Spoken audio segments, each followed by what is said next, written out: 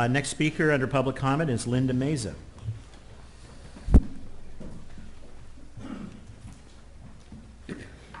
Hi, good evening.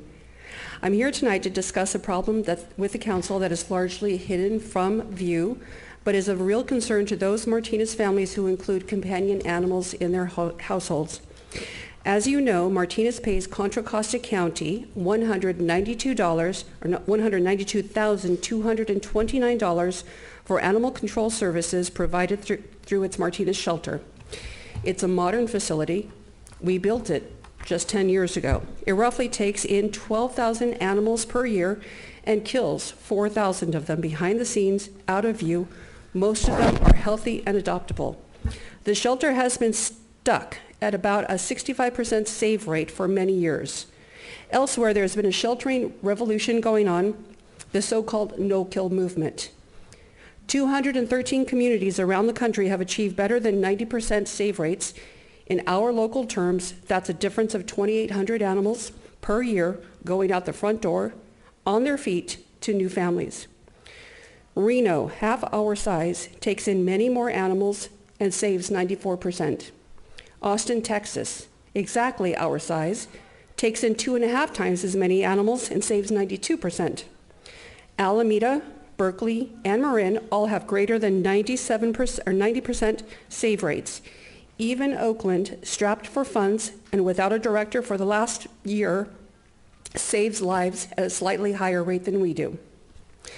Contra Costa needs to do better, and as county customers, you could say we're not getting our money's worth. So we ask you to approach the county as customers with 2 requests.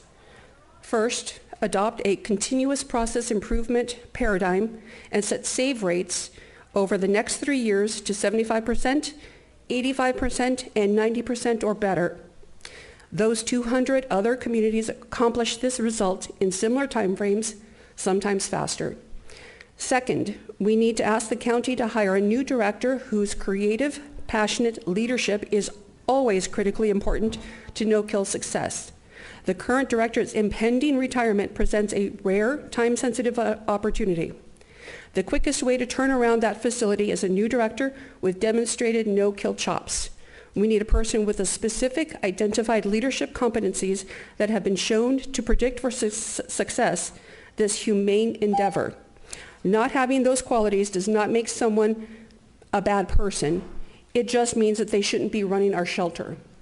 We are making similar requests of every county city. I'm not certain what particular form such a response can take, but I ask that you consider a formal expression that the status quo is unacceptable to Martinez. All those lives hanging in the balance, along with the joy they bring their families on a daily basis. Thank you.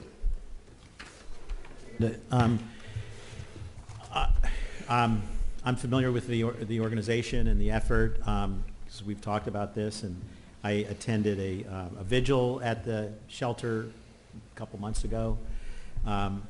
We've met, both of us have met with Federal Glover, our supervisor. I didn't make the second meeting when you met with the existing director of the shelter. Can you kind of share with us what kind of transpired at that meeting?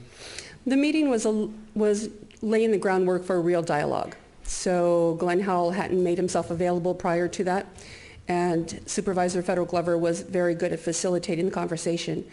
Initially, we were asked to provide Federal Glover and Glenn Howell with ideas of how to improve metrics, but without having a benchmark from which to gauge, we couldn't provide them with those ideas. We could give them a broad basis for improvements, but what we asked for initially and had been asking for about a month were copies of their policies and procedures that laid out those specific efforts that could possibly use some tweaking, some massaging. We just got those documents this week. And so the next steps that Federal asked for us to do was to look over the documents and set a time for us to come back around and meet. Okay, good. Thank you. Mark? Thank you, Mr. Mayor. Linda, there's, with this a delta like that, 75% to 92 to 94%, is there something glaring that 1 or 2 things that we are not doing that these other entities are doing? It's a series of things that are called the no-kill equation. They encompass things like pet retention.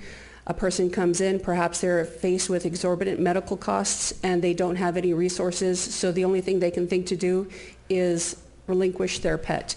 If we had a table that helped at that beginning point, offering resources and alternatives to relinquishing their pet, that would be one way. Broad-based fostering homes for the pets that are there, freeing up kennel space at the shelter. The shelter does have bottle baby kitten programs, but they don't have foster dog programs at the shelter. They rely heavily on the rescues to do that. So aggressive foster programs, aggressive adoption programs, not standing to this dollar figure of how much it costs to rescue a dog from the shelter. There's many things that we could do. And would that include, I mean, we have ARF here, they're a very successful organization. You would think between the two that this county would be a leader, not a laggard. ARF, up until recently, hasn't pulled from Martinez at all. So they pull from surrounding communities. For whatever reason, they don't pull from Martinez.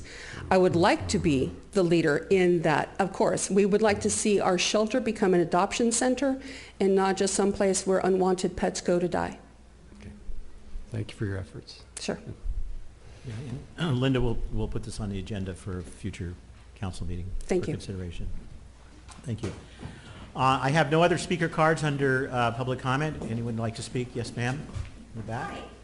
Hi. Hi, I'm Kelly Hancock, and I'm actually a volunteer at the Contra Costa County Animal Services, and I'm here to just give you another side to the story. I've been there about 5 years, so I'm very familiar with the policies and the procedures. I'm also very familiar with the Bay Area rescue scene, as I've been a rescue foster for about 5 years.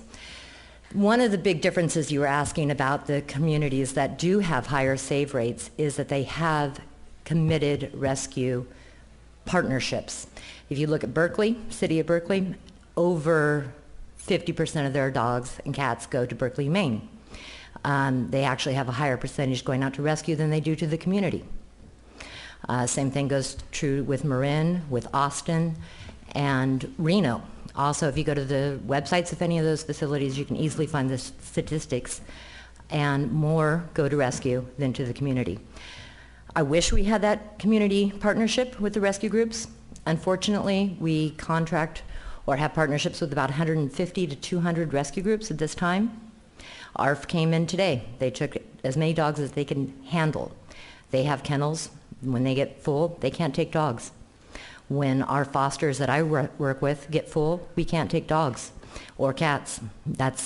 It's just the way it is.